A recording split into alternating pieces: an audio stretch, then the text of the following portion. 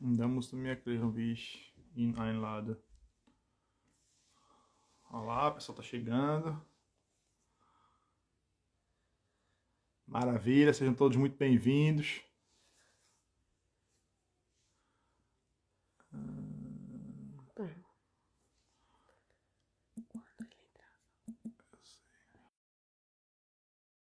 Olá, olá, sejam todos muitíssimo bem-vindos. Nosso convidado está chegando, acabou de avisar aqui. Ah,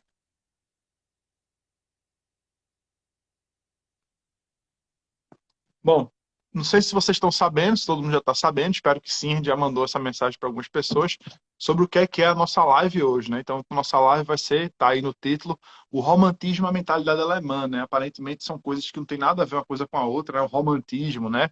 E a gente acha em romantismo, romance, esse tipo de coisa. A gente acha que é uma coisa impossível de ter a ver com uma coisa como o nazismo, por exemplo, né? Mas, na verdade, tem sim algumas semelhanças, a gente vai falar exatamente sobre isso. Então, só esperando um minutinho aí. Vocês estão me ouvindo bem, né? Então, só para. Nosso convidado chegou aí. Só para.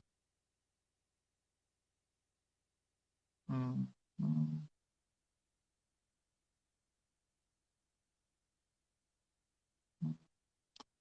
Situação. Vocês estão ouvindo bem, né? Beleza. Olá, olá. Boa noite, Patiele, tudo bom? Boa noite, todo mundo. Tô me Tudo ouvindo bem, Neto? bem, Boa vendo bem? noite. Eu estou ouvindo bem. Acho que todo mundo está ouvindo bem também, né? Que bom. Deixa eu dar uma olhadinha aqui. Pessoal de Porto Alegre. Aí, tem muita gente aí. Maravilha, maravilha. Bom, pessoal, vamos começar então, né? Muitíssimo obrigado aí pela presença de todos, certo? É uma honra aí estar com uma grande figura como o Mel, que é aí do canal Formação do Imaginário, uma grande referência para mim. Acho que todo mundo que quer ter uma vida intelectual, né, mais profunda, quer levar o estudo a sério, tem que seguir a página de Mel, que não é um negócio realmente assim, é uma joia que você encontra no Instagram. Então, muitíssimo obrigado, Mel, por ter topado de pronto, né? Eu mandei uma mensagem assim, 5 minutos depois, tô dentro, né? Nem vacilou muito, então, muitíssimo obrigado. Uma honra estar aqui com você. Então, bom, para quem estiver chegando do público de Melk, né, eu queria me apresentar rapidamente.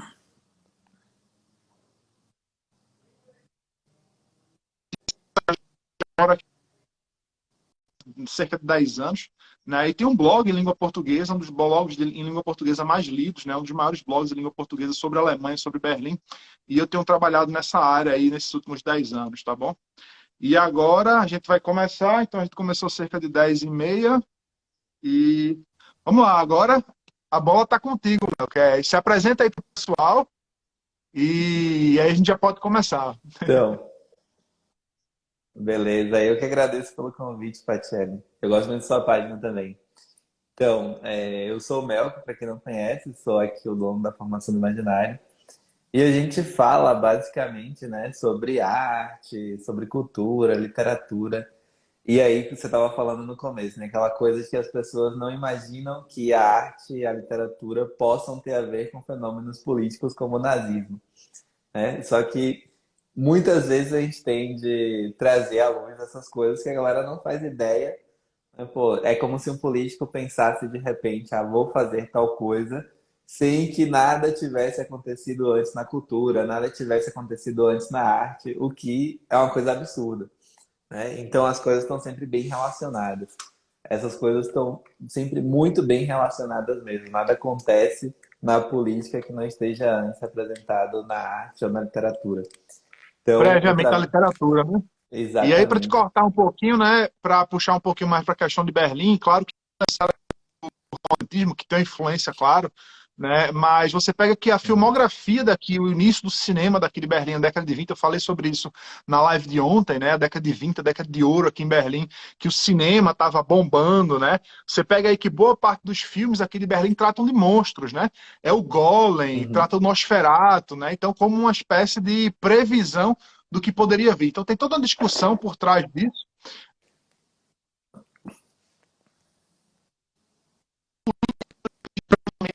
a literatura eu acho fenomenal. Então, a ideia de que se você quiser saber como vai estar a política de um país Sim. daqui a 20, 30 anos, olha lá o que é que o pessoal está lendo nas livrarias, né? Isso é realmente muito interessante. E o romantismo, assim, a gente não, a gente na, eu me lembro estudando literatura no Brasil, até por aqui mesmo, né, acompanhando algumas coisas, alguns livros didáticos mesmo, você pega por aqui, você vê que o romantismo, ele é como uma espécie de uma espécie de oposição ao iluminismo francês. Então você teve o iluminismo francês com muito racionalismo, muita racionalidade, né? E logo depois o romantismo, principalmente aqui na Alemanha, né? O movimento não necessariamente nasce aqui na Alemanha, mas ele tem muita força aqui na Alemanha. E como se fosse uma reação ao iluminismo, ao racionalismo francês, porque a França tinha ocupado a Alemanha, né? Napoleão tinha ocupado a Prússia, etc. Então seria uma forma de negar aqueles ideais franceses. Só que eu acredito que tem aí, eu quero que você fale exatamente disso, né? Qual é a relação? Porque uma ideia em comum, né? Coisas do qual o iluminismo também. Alô? Eu não consegui entender essa pergunta, travou para mim bem no finalzinho. Ah, tá. Não, porque assim, essa ideia de que o romantismo ele seria uma oposição ao iluminismo, mas na verdade eles têm sim uma certa semelhança, né? Eles têm uma fonte comum. Não tinha como o romantismo surgir puramente como oposição ao iluminismo, né? Embora eles, claro, se oponham em certos aspectos, principalmente na questão de que, vocês estão racionalistas demais, né? Vamos simplificar aqui. Vocês estão racionalistas demais, bora trazer um pouco de emoção para a coisa. É claro que tem aí uma dualidade entre os dois fenômenos. Mas eles só existiriam, né, se uma coisa que antes estivesse apresentada mais integralmente tivesse sido rompida, né, de algum modo. Então, se aquela cultura que deu sentido, deu origem, deu significado à Idade Média, não tivesse perdido algum valor, não tivesse se perdido em algum aspecto, né, o iluminismo e o romantismo não teriam existido. Então, o princípio de tudo é justamente uma certa comunidade que tinha alguns princípios culturais mais sólidos, principalmente na religião, que vão se perdendo, né? Vão se perdendo. Você vê ali durante a Idade Média, durante o apogeu da escolástica. É claro que existiam conflitos, sempre vai existir onde tiver gente, mas você não tem essa desordem intelectual que você tem a partir do iluminismo, né? Você tem uma ordem social, uma ordem intelectual muito mais forte porque os princípios estavam bem claros, né? Eu tenho um professor que ele fala uma coisa que eu gosto muito. Ele fala, se você pega Descartes, Kant, Marx, a lógica, o esquema deles é perfeito, é exuberante, totalmente tem sentido pra caramba. O problema tá só na primeira página, né? Quando o cara começa a estabelecer os conceitos principais, o ponto de partida, ele parte do ponto de partida errado. Então, o problema do iluminismo e do romantismo é justamente tomar princípios errados, principalmente em relação à natureza do homem, né? E aí, Uhum. quando você pensa o homem de uma forma diferente ou de uma forma errada, né? Quando você pensa por que que existem pessoas, né? Para que que as pessoas servem, por que que Deus ou o que quer que seja colocou as pessoas no mundo. Se você toma esses princípios errados, né, sobre a natureza humana e sobre a participação humana na história, pronto, aí você vai cair nas piores desgraças possíveis. Sim. Não, inclusive esse negócio de falar da quebra com o passado, da quebra da tradição com a cultura, é interessante que eu estava folheando aqui novamente esse livro que eu tenho aqui, que eu estava falando que eu comprei numa feira de rua aqui em Berlim, do Caspar Friedrich. Você vê que boa parte da obra dele é de ruínas, né? São grandes catedrais em ruínas, floresta, a natureza comendo aquela catedral. Então isso fala muito do próprio movimento, né? Uma ruptura muito forte, assim como o iluminismo também foi uma ruptura. Inclusive, esse quadro aqui, né? Claro que não é o quadro, né? Mas essa imagem aqui, significa, seria traduzindo, né? Seria o andarilho sobre o mar de névoa. Ele mostra muito essa mentalidade, né? Eu costumo dizer que isso aqui, eu acabei de postar, tá? Para quem tiver aí, eu postei no feed recentemente exatamente essa imagem, essa aqui. A gente vê um homem em cima de uma montanha, algo natural, vendo as coisas de cima, né? De cima para baixo. Então mostra uma mentalidade, de certa forma, arrogante aí. Né? Ele está acima do nevoeiro, então ele conquistou tudo isso. Ele está com pouca roupa, ele não está apoiado numa torre de igreja, ele não está apoiado, né, numa parte de cima de uma catedral. Então você vê muito da ruptura nessa parte artística também, né?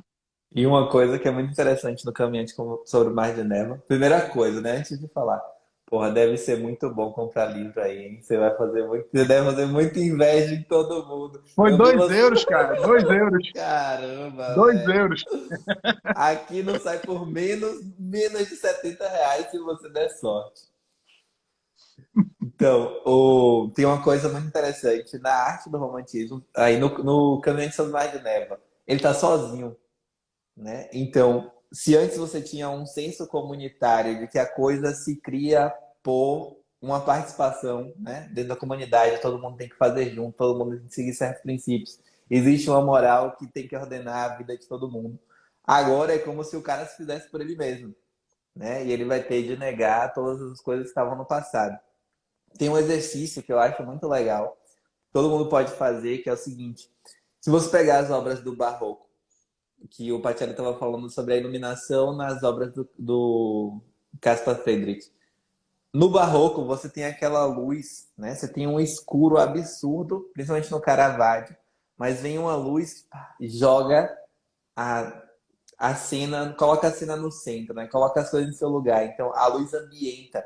A luz no romantismo, nos quadros dos romantistas, principalmente dos alemães, dispersa, né? Parece que as coisas não tinham um ponto fixo. E sem, por mais que a luz incida na cena, é como se ela incidisse como se fosse aquele holofote de teatro, né? Não ilumina tudo, não esclarece tudo. A coisa fica aquela coisa na névoa, na dispersão e vários pontos dentro da escuridão. Então você tem um pôr do sol ou um nascer do sol que deveria criar aquela luz que se expande pelo horizonte inteiro e não se expande. Nas obras românticas ela não se expande, né? Ela pega um ponto aqui e ali e deixa um monte de coisas na escuridão. Então, isso mostra como que os caras não estavam confiantes, né? Não estavam confiantes na capacidade do ser humano jogar luz sobre a realidade, né? Entender com plenitude a obra da realidade, que é justamente o contrário do que São Tomás pede, né, lá na Suma contra os Gentios, que ele fala que a tarefa do sábio é esclarecer tudo, né? É jogar luz sobre tudo. E agora, com essa junção de iluminismo e romantismo, parece que é impossível, né? Ao mesmo tempo que é impossível você conseguir esclarecer tudo da realidade, você tem a tarefa de se fazer sozinho. Tem uma coisa que é muito interessante nisso aí, que é o seguinte: qual que é o princípio que também vai aparecer em todos os movimentos ideológicos modernos, nazismo, fascismo, tudo mais, que é a ideia de que se você se faz sozinho, o apogeu da experiência humana é você conseguir ter sucesso, né, num certo projeto, né? Então, o cara mais importante da história é que ele tem sucesso num certo projeto. Então, é o Napoleão, é o Marx se o comunismo chegar, é o Stalin se ele conseguir estabelecer o comunismo. Mesmo que ele não consiga, a gente tem o Stalin como um político de sucesso, né? E antes do iluminismo e do romantismo, o cara que era a representação do apogeu da humanidade era o santo, né? Que se Sim, você olhar bem em relação ao sucesso, ele geralmente é um medíocre, né? Ele não é um cara que sim. consegue Uma sucesso vida sem muito nada. difícil, né? Eram pessoas com vidas muito difíceis. Exatamente. E aí E, essa mentalidade muda. E a gente fica com isso até hoje. sim. E um link que eu queria fazer, uma pergunta, na verdade, se você pudesse fazer uma avaliação, é porque o romantismo ele é conhecido, né, por ser um movimento, como você falou, é o cara sozinho aqui, né? Ele está completamente sozinho. Então, é um movimento muito forte, como é que se fala? Ele tem um aspecto muito forte do subjetivismo, né?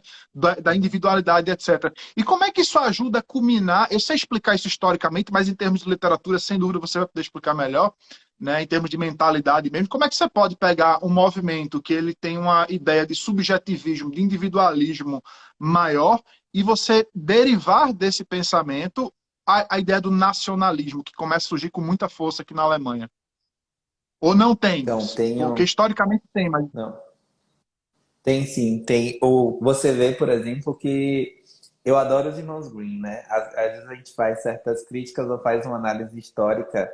Mas quando você está falando de história das ideias, que é o seu trabalho, isso aí é 1 euro, né? Aí nas feiras de rua. Ele foi de graça, foi presente. Puta merda. Então, quando você está fazendo história das ideias, aí você fala assim: olha, sei lá, os irmãos Green, eles são uma referência a tal coisa que depois culminou em tal projeto político. Dando só um exemplo, né? As pessoas acham que eles estão fazendo uma crítica literária aos irmãos Green. É óbvio que não é isso, né? Eu estou só fazendo um traçado aqui de consequências das ideias em fenômenos políticos. Mas o que acontece? Né? O romantismo tem aquela ideia de que se você não precisa mais da tradição, né? Ou se você despreza a tradição, que para os românticos, principalmente na Alemanha, aí você me corrige se eu estiver errado, né? Tem uma oposição a uma ideia burguesa na França, na Alemanha também, embora a Alemanha nem fosse tão burguesa assim, né? Mas eles vão incorporando um certo discurso. Então, como tem uma oposição a uma cultura mais tradicional, eles vão tentar resgatar aquela cultura local, né? Aquela cultura folclórica. Então, Isso. você olha ali para a obra dos Irmãos Green. A obra dos Irmãos Green é um esforço monumental, belíssimo, exuberante mesmo, de tentar resgatar e escrever nos anais da história essa cultura folclórica. Então, como o cara volta para a cultura local, com o tempo, né, todas essas pequenas comunidades, todos esses pequenos relatos vão formando o senso de nação mesmo. Né? Não é evidente, a gente acha que todo mundo sempre pensou a si mesmo como participante de uma nação. O que é óbvio que não. As pessoas pensam a si mesmas como participante de uma cidade, no máximo. Né? Então, eu sou o Uhum. neguinho que vivo em Florença, eu sou o neguinho que vivo em Veneza, eu sou o cara que estou aqui em Berlim. Né? No máximo, ele vai ter um senso de regionalidade ali, só. Eu sou o cara da Westfália, eu sou o cara da Sicília, né? No máximo é isso aí. Então, antes de haver Isso, isso aqui na Alemanha ainda é mais forte, porque cada regiãozinha aqui, principalmente naquela época, tinha seu próprio dialeto. Então as culturas elas eram muito descentralizadas, né? Isso era mais forte ainda. isso, e aí o que dá um senso de nacionalidade faz as pessoas começarem a pensar em si mesmas como participantes de uma nação é esse retorno que o romantismo faz a uma cultura local, né? E esse elogio que se faz a uma cultura local. Então, embora o romantismo seja muito subjetivista, ele tem essa subjetividade regionalista também, tem um certo provincianismo, né? Já que ele não Uhum. tem uma ligação direta com a tradição que vinha ali da Idade Média. Então, é por isso que, a partir do romantismo, vai vir esse negócio de você agigantar a ideia de uma cultura e um orgulho nacionalista. Uhum. Fica uma coisa meio tribal também, né? E é interessante. Uhum.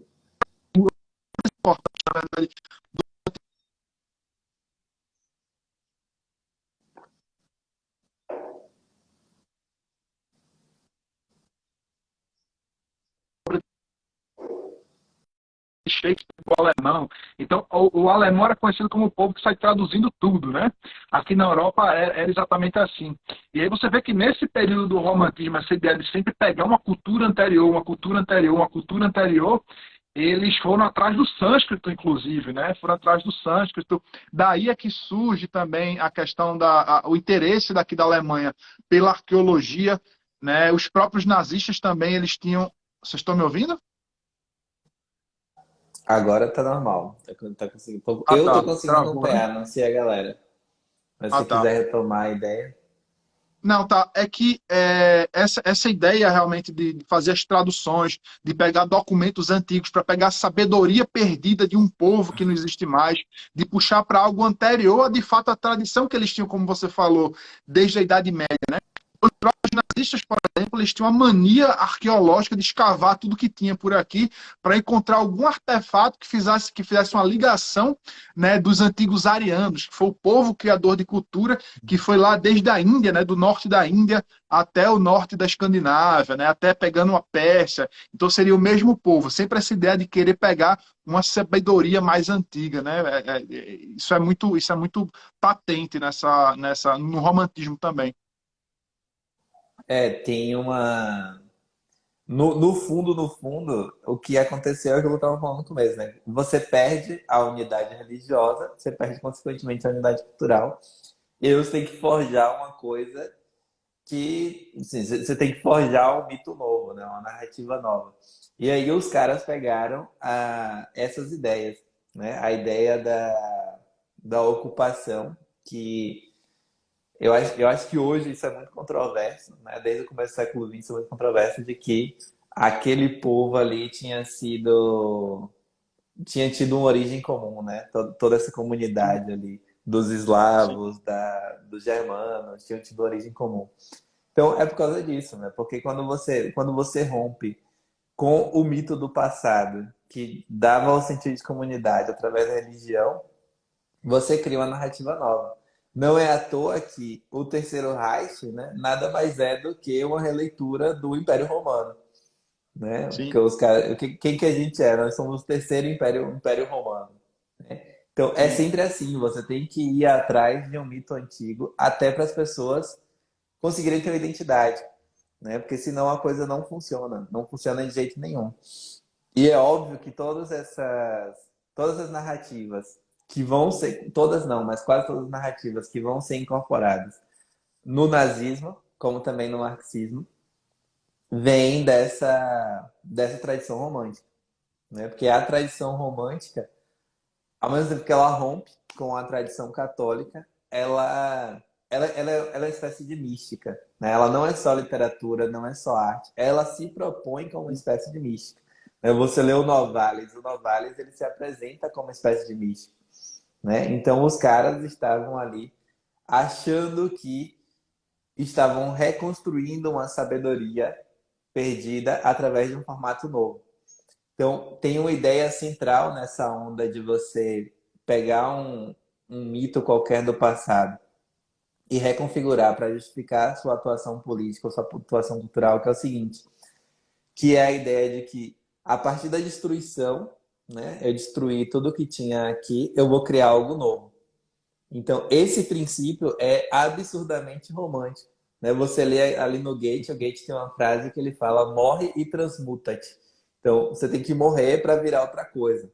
Então, quando sim, o Modrzek Stein, não sei se você já leu, na Sagração da Primavera, ele vai falar sobre o surgimento da Primeira Guerra Mundial, que é um livro fantástico, né? Ele sim, vai falar que o princípio animador da Primeira Guerra e já estava contido na Sagração da Primavera de Stravinsky, que é justamente essa mesma ideia, né? O sacrifício de uma virgem que no instante em que ela morre, vem a Sagração da Primavera, né?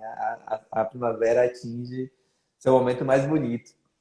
Então, quanto mais sim, as pessoas foram incorporando isso, mais elas falam: ah, não, então esse negócio de guerra é legal, esse negócio de guerra vai trazer uma coisa boa. Né? A sim. guerra, a Eu já vi guerra, umas análises. Perdão, pode perdão, falar. continue. Não, eu ia falar Não, só eu que já vi a umas guerra. análises bem interessantes. Eita. É que eu vi as ideias já interessantes, fazendo a comparação, né, de que algumas batalhas da Primeira Guerra e algumas batalhas da Segunda Guerra, elas têm uma influência de Wagner muito grande, né? Então, claro, muita gente conhece a história que Hitler era fã de Wagner, né? Então, algumas batalhas alemãs algumas decisões foram tomadas baseadas numa ópera, né? Um negócio que você não conhece, para quem não tá ligado, o negócio você fica completamente incrédulo de uma barbaridade, uma maluquice É, dessa. E de fato aconteceu, né? Você vê a isso é impressionante. influência da arte é muito grande. Exato, exato. É E uma coisa bem impressionante. interessante também é que eu acho que Perdão, sim, Não, pode falar, pode pode continuar. falar. Continue, por favor, por Não, favor. eu só ia falar que isso de fato aconteceu, né? Segundo muitos historiadores. Os caras tomavam decisões inspiradas em óperas, né? Pô, que negócio absurdo é esse, né? Tem um estrategista militar que lembra, pô, mas na ópera acontecia assim, então bora fazer assim. É uma Exato. maluquice do cacete. Exatamente. E o que eu ia falar é essa questão da liberdade, né? Que é a questão do romântico também, que está dentro dessa pintura aqui também, né? Você quebrar com a tradição para você se sentir mais livre, né? Sua cabeça fica mais livre se você quebrar com a tradição. Você vai florescer como ser humano exatamente se você quebrar com a tradição. Só que você tem uma deturpação da ideia da liberdade. Você deixa a liberdade sem nenhum tipo de controle, nem moral, nem em termos de virtude, nem em termos das chamadas sociedades intermediárias. A liberdade vai ser uma coisa exacerbada, vai se tornar uma libertinagem, e aí, no final das contas, quem vai ter que impedir que aquela liberdade cometa, aquela liberdade entre aspas, né, cometa absurdos, cometa abusos, vai ser um poder central, vai ser o Estado, né, vai ser um poder muito mais cruel com você. E é interessante que até o movimento liberal daqui na Alemanha, no século XIX, ele era centralizador. Né? Até o próprio movimento liberal na Alemanha era centralizador, coisa que não acontecia, acho, não sei, mas praticamente em lugar nenhum do mundo. Né? Sim, é um negócio. É um negócio muito absurdo mesmo. E quando a gente costuma pensar por abstração, né? Ah, liberalismo é tal coisa, comunismo é tal coisa, sem prestar atenção nesse fluxo de ideias através da história, a gente não entende, né? Por que os liberais agiam dessa forma? Né? Ou por que que um movimento, que no fundo é um movimento socialista, né? Existe aquela velha crítica, né? Ah, não, mas o nazismo é de direita, o nazismo é de esquerda. Todo mundo fica Sim. nessa viagem, obviamente é um movimento de esquerda, mas a galera da esquerda faz aquela crítica de que era um movimento de direita, justamente porque elas não conseguem conceber que dentro da realidade um movimento de esquerda, né, um movimento nacionalista, socialista, possa agir ocasionalmente segundo princípios que para ela são conservadores, como por exemplo Uhum. a fechamento de fronteiras, né, um nacionalismo exacerbado. Não, se o cara é socialista, ele não vai pensar numa proteção nacionalista como esses caras pensavam. Mas é óbvio que não, né? Eles incorporam princípios tanto da ideologia quanto do que estava sendo construído naquela cultura local. Né? Tem, Sim. inclusive, o Carl Schmitt, que é um dos ideólogos do nazismo, ele escreve um livro chamado Romantismo Político. Né? Ele escreve pouco antes da Segunda Guerra, que demonstra justamente, né, que esses caras tinham influência do romantismo. Né? Não porque a gente está dizendo, mas porque eles mesmos se reconheciam como herdeiros daquilo. Que é curioso, ultimamente foi o quê? Faz umas semanas aí, eu não me lembro exatamente quando. Eu até imprimi aqui um artigo, né, dessa discussão no Brasil, um artigo acadêmico de um historiador no Brasil, dessa questão de nazismo ser de esquerda ou direita, e o principal argumento que ele dizia para colocar o nazismo como direita era porque o nazismo ele não bebia diretamente da Revolução Francesa, ele não tinha ideia de liberdade da Revolução Francesa, ele não puxava dos mesmos ideais. E, na verdade, a gente sabe, se for analisar mais profundamente, eles bebem exatamente da mesma coisa, né? Todo mundo está bebendo da mesma fonte. Tem uma coisa que eu acho muito interessante, que é que tem a ver com o que acontece na Alemanha, e tem a ver com o que acontece ainda hoje, porque assim, essa influência que tem o ápice no nazismo, né, alcança o maior absurdo no nazismo, não é que ela deixou de morrer, de existir, quando o nazismo deixou de existir. É óbvio que essa influência cultural permanece não só na Alemanha, permanece em todos os lugares em que ela teve algum impacto. Então, o Victor Hugo, né, que foi um poeta romântico francês, ele escreve na introdução do Cromwell um ensaio, né, antes de apresentar a peça. Nesse ensaio, ele fala que os princípios da arte não podem ser aqueles que estavam colocados até agora, né? Você ter uma habilidade técnica, estudar com os mestres mais tradicionais, repetir as coisas que eles te ensinam. Então, se eu sou um pintor, eu vou lá na oficina do Michelangelo, o Michelangelo me ensinar a pintar, e eu vou tentar reproduzir aquelas coisas que ele me ensinou, mais ou menos do jeito que ele fazia. Claro que com posso investir numa certa originalidade, mas eu repito basicamente os mesmos processos e tento me inserir na tradição. E aí o Vitor Hugo fala, não, o artista não tem que fazer isso. O artista tem que fazer uma obra sempre inovadora, sempre original, que tenha um balanço entre o grotesco e o sublime. né? Então, você sempre tem que repetir essa tensão do grotesco e do sublime. E você vê que as obras do Victor Hugo são exatamente isso. Porém, ele sempre faz a coisa de um jeito tradicional. Então, mais ou menos, ele está falando: façam o que eu digo, mas não façam o que eu faço. Aí você pega Sim. lá o Corcunda de Notre Dame, até Os Miseráveis, que a solução do conflito entre o Jean Valjean e o outro personagem que eu esqueci o nome se dá no meio do processo revolucionário. Então, essa ideia de resolução, essas duas ideias, né, de resolução das coisas, de surgimento de algo novo através da morte e da união entre o grotesco e o sublime para criar beleza, para criar algo belo, se encarna na mentalidade das pessoas. E essas guerras não teriam acontecido se elas não tivessem com essas ideias querendo virar alguma coisa, querendo virar um projeto, querendo sair para a realidade. Né? Se não fosse por isso, né, essas coisas não teriam acontecido. Então, esse artigo do Victor Hugo tem consequências assim, devastadoras no mundo inteiro. Não só em relação ao nazismo. Por exemplo, por que a gente vai no museu hoje e tem um cara pelado, né, dizendo que ele pelado no meio de um monte de criança é arte? Ou uma lata de cocô? É porque o Victor Hugo começou com essa porcaria de discurso. Fica de Então, revolução em revolução, o tempo inteiro revolucionando, né? Fica de revolução em revolução. Não constrói. nunca acaba. Exatamente.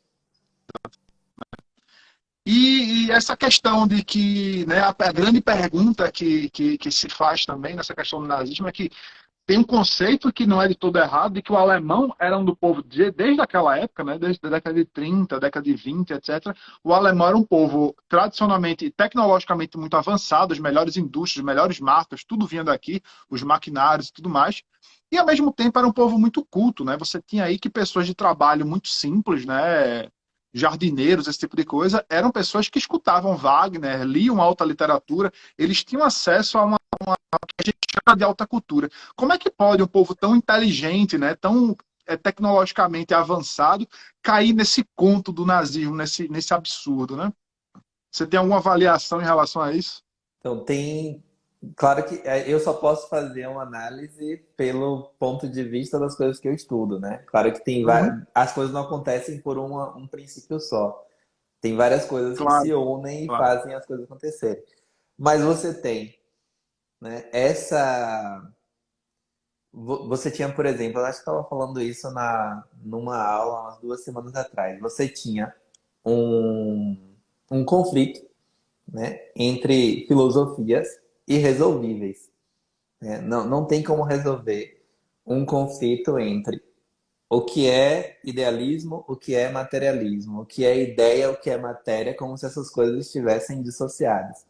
Então, o romantismo, né, que é o nosso ponto central aqui, ele tem uma ideia muito profunda de imanência.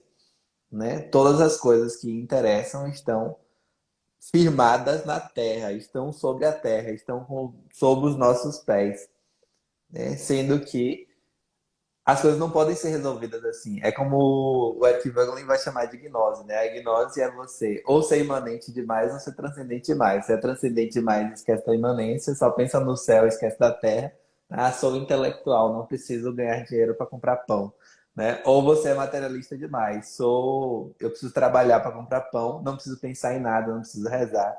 Então, é um tipo de gnose. Né? Então, o romantismo ele tem essa pegada muito imanentista, muito da terra, muito do chão, muito das coisas que estão colocadas aqui, esquece tudo que não está presente diante dos seus olhos. E isso aí vai ter consequências. Mas com a evolução da filosofia romântica, né, você vem Uhum. aí com o idealismo de Hegel, você vem depois com Feuerbach. Feuerbach é um cara que é muito romântico, né? Ele fala que a ordem social, de certa forma, é fundada num tipo de amor. Né? Então, as coisas só funcionam porque existe um certo amor, um amor materialista que não transcende nada, não precisa da religião, não precisa de nada, não precisa de moral. É simplesmente que as pessoas precisam umas das outras para resolver seus conflitos e continuar existindo. E aí depois vem o materialismo de Marx. Se você amputa a realidade, né? Se você acha que a realidade só funciona segundo um princípio, né, a coisa não vai dar certo, né? Não tem como dar certo. E aí, além disso, depois da Primeira Guerra, que é uma guerra também influenciada por esses ideais que a gente está falando aqui. Depois da Primeira Guerra, você tem aí o Tratado de Versalhes, que é para ferrar com tudo, é para fazer outra guerra mesmo, né? Não tem como o cara, você não pode fazer mais nada da sua vida, beleza, eu vou aceitar tudo isso, não vou O fazer cara mais vai pra nada. porrada mesmo. O cara vai partir pra porrada. Então o cara tá bugado intelectualmente. E depois o cara te mete numa camisa de força, se você conseguir soltar um dedinho, você vai querer dar na cara dele. É óbvio. É exatamente, exatamente. É isso mesmo. É. Não, essa ideia de gnose, né? Isso é interessante também, essa ideia que você falou do imanentismo, né? Realmente, a partir do iluminismo, a partir da Revolução Francesa, as pessoas querem resolver todos os problemas da humanidade aqui na Terra, né? E esse artigo, né? Eu vi alguns artigos de historiadores, né? Sobre essa questão do posicionamento político do nazismo, falando que existiam como é que se chama? Duas intenções diferentes, tá? Então, enquanto o comunismo, eles tinham a ideia de criar um paraíso na Terra, né, ditadura do proletariado, depois o comunismo, para resolver todos os problemas do homem na Terra, o nazismo não. O nazismo queria criar um inferno na Terra. Mas espera aí, não é exatamente isso. Ele queria criar um inferno na Terra, mas não era para todo mundo. Ele queria criar também um paraíso na Terra, e esse paraíso na Terra seria criado para os alemães. Então é simplesmente a mudança de caminho, né? Isso. E todo mundo estava querendo criar um paraíso na Terra. Tem um livro que é muito interessante, que é aquele O Grande Culpado, né? Que mostra como que Stalin tentou forjar e se aproveitar da Segunda Guerra para invadir a Alemanha, só que Hitler percebeu e teve que tomar uma medida drástica e invadir a Rússia primeiro. Que o Vitor Suvorov ele vai falar, ó, o, o, o, o Hitler tinha um projeto de criar o paraíso na Terra, só que era um paraíso só para os alemães. O Stalin tinha o mesmo Exato. projeto, né? Só que era um projeto para o proletariado, para os revolucionários. Então, todo mundo, né, nessa época, todo mundo que tinha caído nessas ideologias, estavam querendo fazer o papel de Jesus Cristo, né? A parousia sou eu que vou fazer aqui a segunda vinda. Eu vou fazer a volta de Jesus e as coisas vão funcionar segundo o meu modo de parousia, né? Segundo o meu modo de estabelecer o paraíso. Então, é sempre isso. No fundo, os caras estão tendo de partir de coisas que eles não podem negar, né? Tendo de partir você não tem como convencer uma população que durante séculos foi cristã e esteve imbuída de um espírito cristão de se mover em torno de um projeto revolucionário se você não usa de novo os mesmos símbolos cristãos, né? Então, é o que a gente vê acontecendo hoje, né? Você vai para a missa, uma missa que fala da campanha da fraternidade. Como que os caras fazem a gente aceitar o movimento LGBT, o MST, reforma agrária? Eles fazem a gente aceitar usando um discurso cristão, usando símbolos cristãos. Se você não aceita isso, você não é cristão de verdade. Então, é sempre a mesma coisa, é sempre uma releitura de um símbolo que já está bem imbuído na mentalidade do povo comum. Uhum. Sim. Mas você tem a ideia também de que o próprio Hitler se colocava como Messias, isso é muito claro, né? Uhum. Eu falei ontem que Hitler, quando fazia propaganda política aqui na Alemanha, antes dele virar chanceler, ele fazia questão de chegar, mesmo que em cidades pequenas, de avião, né, para passar a ideia de que ele vem do céu, né? Então você tem realmente a utilização dessa própria simbologia. Você pega a própria suástica, né? A suástica em alemão é Hakenkreuz, né? Se chama cruz também, é uma cruz diferente, tem esse simbolismo também. Eles vão roubando um monte de coisas simbólicas para isso. E essa questão da imanência, uma vez eu usei essa analogia, né? Que é o seguinte: se você tem a ideia de você criar um paraíso na Terra, qualquer coisa que você faça é justificável. Você vai resolver todos os problemas da humanidade. Então você tem o direito de fazer qualquer absurdo no presente para justificar aquele futuro glorioso, né? Então a analogia que eu faço tenta imaginar aí. tá? Um político, assim, uma analogia muito menor, né? Imagina um político que roubou dinheiro de um hospital de câncer para criancinhas. Né? Se soltar um político desse no meio da rua, ele vai ser linchado, vai ser morto, certamente. Né? Só que esse cara, ele causou um problema muito menor do que a solução, do que seria a solução de todos os problemas do mundo, né? Então, qualquer pessoa que atrapalhe a solução dos problemas do mundo, atrapalhe a criação do paraíso na Terra, ela deve ser acabada, ela deve ser exterminada da face da Terra. Então, não é à toa que esses dois regimes imanentistas que se propõem a criar um paraíso na Terra, eles são ideologias que têm uma facilidade muito grande de exterminar toda a sua oposição de maneira física, inclusive, né? E até hoje os caras usam o mesmo argumento, né? Ah, não, mas é porque não deu certo, é porque eles não fizeram o socialismo de verdade.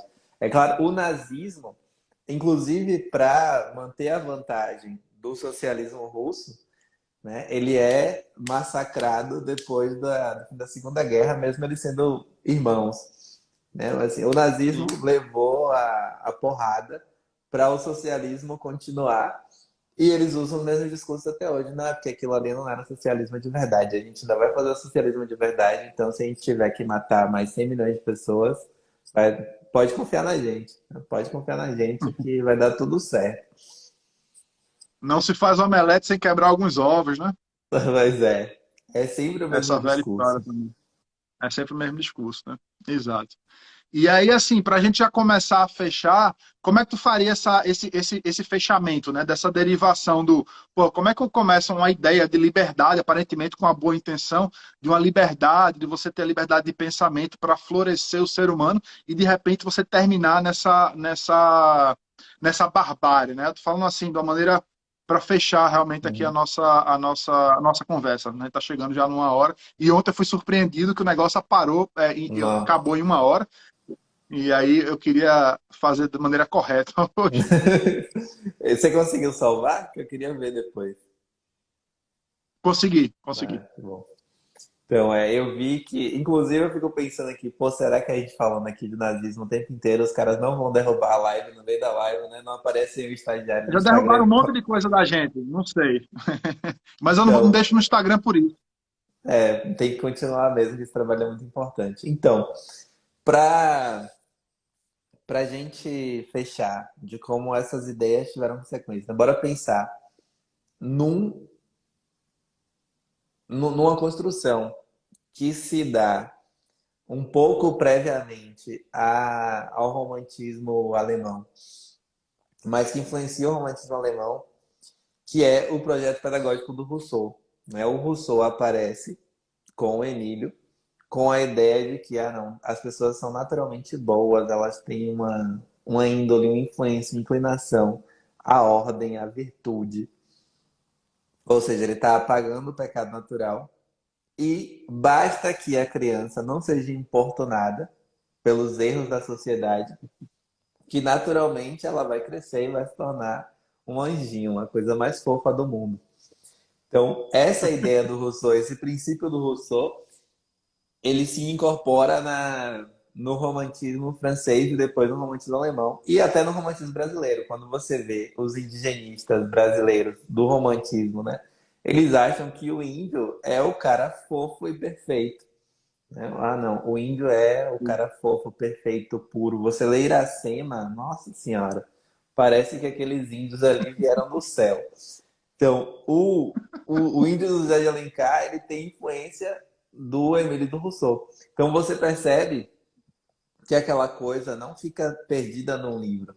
Né? Aquela coisa vai se expandindo, vão acontecendo outros processos na história que podem ser encaixados naquilo, como, por exemplo, o fato de que novas comunidades primitivas são conhecidas e você vai criando narrativas antropológicas que corroboram a ideia do Rousseau.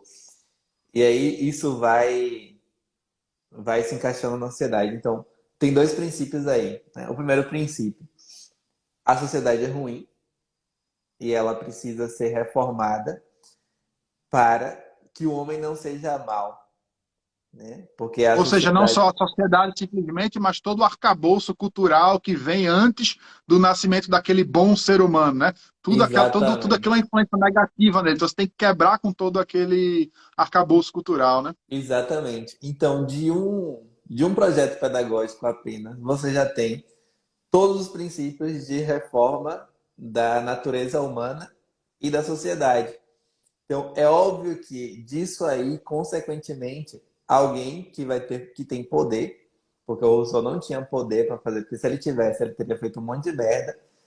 Alguém que tem poder que vai ter acreditado naquelas coisas que, mesmo ele não precisa mais nem ter lido Rousseau, né? Não precisa ter lido Rousseau, mas basta ter tido um professor no ensino médio que passe essas ideias, que o cara vai falar, não, tem que fazer mais ou menos como o professor disse mesmo, a gente tem que reformar essa sociedade, porque se a gente não reformar, todas as pessoas que vierem, elas vão ser corrompidas como nós estamos sendo, né? E essa ideia de pessoas que podem ser transformadores sociais através simplesmente do uso do poder é uma coisa também que se incorporou na mentalidade moderna de um jeito absurdo. Eu não imagino que as pessoas durante a Idade Antiga e a Idade Média pensassem com tanta megalomania quanto o homem do mundo moderno, né? Eu recebo perguntas na caixinha do tipo, eu queria reformar a minha universidade.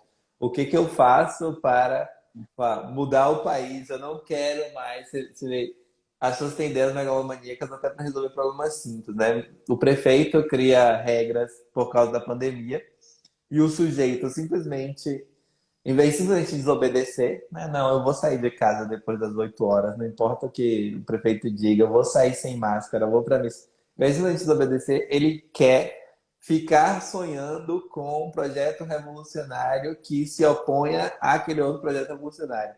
Então, toda essa punheta mental de revolução e revolução só acontece por causa de ideias como aquela que o Rousseau criou, né? O Então, Vitor Hugo, você nunca falou, né? é Revolução em cima da revolução. É sempre original, tem que ser sempre original também, né? sempre original. E todo artista hoje quer ser original, né? Você não vê um É. artista, por melhor que ele seja, né? Não, eu vou tentar repetir aqui. Camões, que é Camões, né? Aquele verso dele é transforma-se o amador na coisa amada. Não é um verso do Camões, é um verso do Petrarca, que ele Uhum. trabalha em cima do verso do Petrarca. Ele começa falando da Eneida, né? Arma, Virum, Quecano, né? Armas e os barões, Exatamente, ele começa, o primeiro verso já é exatamente. uma referência. Já é Não é uma uma referência, é uma referência, cópia né? do verso de Eneida. Exatamente. Exatamente, Então, exatamente. os caras sabiam que eles precisavam da tradição. E agora não. Agora todo mundo está imbuído de uma mentalidade revolucionária. E isso tem muito a ver com o surgimento do romantismo. Por isso que eu pego tanto no pé aqui. E para Sim, você quebrar essas coisas, tem que saber de onde que essas ideias vieram, né? E certas ideias que você possa, na verdade, certas posturas, não é nem ideias, não combate ideia com ideias, tem que ter certas posturas que possam se opor a essas ideias. Eu dei uma aula uma vez sobre Madame Bovary e eu falei sobre essas coisas do romantismo. E aí, qual foi o exercício? Essa aula está até no YouTube. Como o romantismo destruiu nossa imaginação. O exercício que eu passei foi olhar para quadros da Sagrada Família e perceber a postura dos personagens da Sagrada Família dentro desses quadros, né? Sei lá, Theotokos, a Sagrada Família do Estebão Murilo, e tem vários aí que você pode ver. Por quê? Em vez de ser essa ideia de que eu vou mudar as coisas como elas estão, tem uma certa... São pessoas extremamente solenes, né? Mas é como se elas estivessem em uma passividade ativa, né? Elas estão trabalhando, elas estão rezando, elas estão fazendo isso, mas elas estão fazendo coisas muito quietas, né? Que para o homem moderno é muito parado, né? Rezar o terço é uma coisa parada, ler um livro é uma coisa parada. Mas você vê sim. que essas coisas começaram, né? Lendo e escrevendo livros, que para a maioria das pessoas hoje são coisas paradas demais, passivas demais. Mas a gente tem Isso. que voltar a uma certa postura assim, mais passiva e menos agressiva. para entender que não basta ficar nessa briga de achar que você vai fazer revolução em cima de revolução. Sim. É aquela velha história, quiser mudar o mundo, ajeite primeiro seu quarto, né? Aquela velha história. É muito bom, muito bom. É Tá exatamente certo, isso. então. Eu acho que a gente deve ter no máximo 5 minutos, né? Porque é mais ou menos isso mesmo, porque ele está fechando em 1 hora. Quer dar algumas palavrinhas finais, Melk? Não, quero Bom, te primeiro agradecer, cara. agradecer, né? Então, primeiro deixa eu terminar aqui, né? Primeiro, muitíssimo obrigado pela participação, né? Por ter jogado essa luz aí, não mais a luz romântica focada, e sim a luz geral de um pôr do sol mais tradicional numa pintura, né? Então, muitíssimo obrigado pela participação, né? Com certeza muita gente aprendeu com você. Foi uma honra ter você aqui comigo, né? Com a gente, com todo mundo. Então, aconselho todo mundo, quem for meu seguidor aí, né, não pode deixar de seguir a formação do imaginário de forma alguma. Você com certeza vai aprender muito, tá bom? Eu E que a palavra está agradeço, cara. contigo agora. Eu agradeço aí pelo convite. E eu queria muito ir aí esse ano. Na verdade, a gente estava planejando uma viagem para a Itália. Eu poderia te fazer uma visita em 2022. Mas eu acho que essa merda não vai rolar porque tá fechado demais, tá difícil demais sair daqui e ir para qualquer lugar. É, Então, mas a gente vai rezar aí para ver se um encontro assim aparece. Eu vou tomar um vinho aí em Berlim com vocês. com Mas certeza, com certeza, com certeza. obrigado pelo convite e parabéns pelo trabalho. Muitíssimo obrigado, foi uma honra. Então, é isso. Tchau, tchau. Muito obrigado. Até amanhã para quem estiver acompanhando. Tchau, tchau. Até mais.